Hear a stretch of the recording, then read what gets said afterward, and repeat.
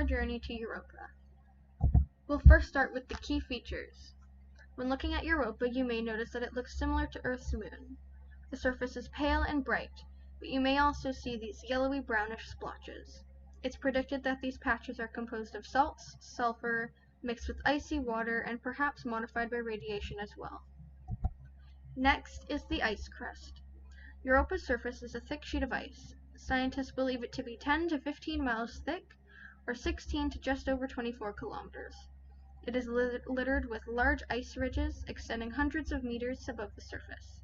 The temperature is negative 160 degrees Celsius, or negative 256 degrees Fahrenheit, cited Earth sky. The third key feature would be fractures. Europa has clearly marked linear fractures along its surface.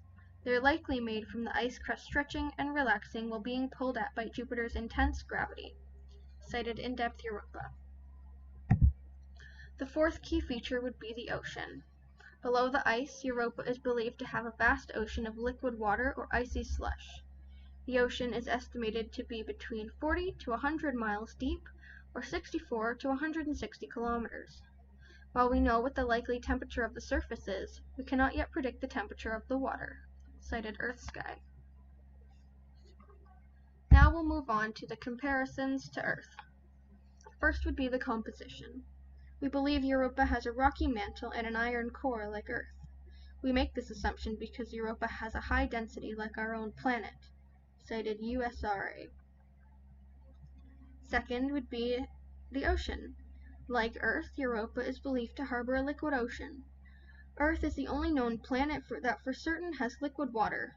If scientists are correct, they predict that the moon planet holds twice as much water as all of the oceans on Earth combined. The third comparison would be size. Europa is still considered to be quite small despite how much water it's holding, and while it isn't the same size as Earth, it is roughly 90% of the size of Earth's moon, cited In-Depth Europa. Now we'll move on to the challenges of getting to Europa. The first challenge is the distance, time, and our limited resources, the main one being fuel. It would take near 3 years to get to Europa, and with the tools we have now, there's no way to carry enough fuel for 3 years on a ship, cited by NASA. The solution to this to our fuel shortage would be to gather fuel sources throughout the journey. Ideas such as scooping charged particles by using a magnetic field have come up.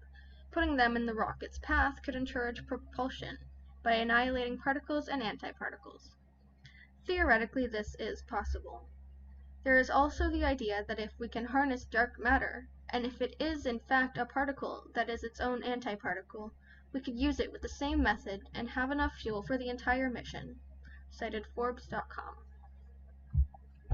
The next challenge would be landing. We aren't yet able to determine the density of the ice shell. The surface could be very hard and cause a probe to bounce off, or it could be very porous, and any probe we send may sink right through the ice into the water. Europa's ice shell also has many crevices and ridges, making it dangerous to land on if we cannot find a smooth surface, cited Scientific American. Now, the solution to this, the best solution, would be to send a probe meant to orbit the planet and collect as much research about the surface as possible. It would be far too costly to send a probe onto the planet with the hopes of it landing safely. However, it would also be very costly to send a probe to orbit and another to land. Perhaps creating a probe that can first orbit for as long as it needed and the ability to land if the surface is determined stable would be the best option. Now, I believe Europa could change many things we know. It is the most promising astral body to potentially harbor life. It has also been around for millions or even billions of years, and in all that time, the human race has evolved into what it is today. We are all curious if we are the only ones, the only life in our solar system or even our galaxy.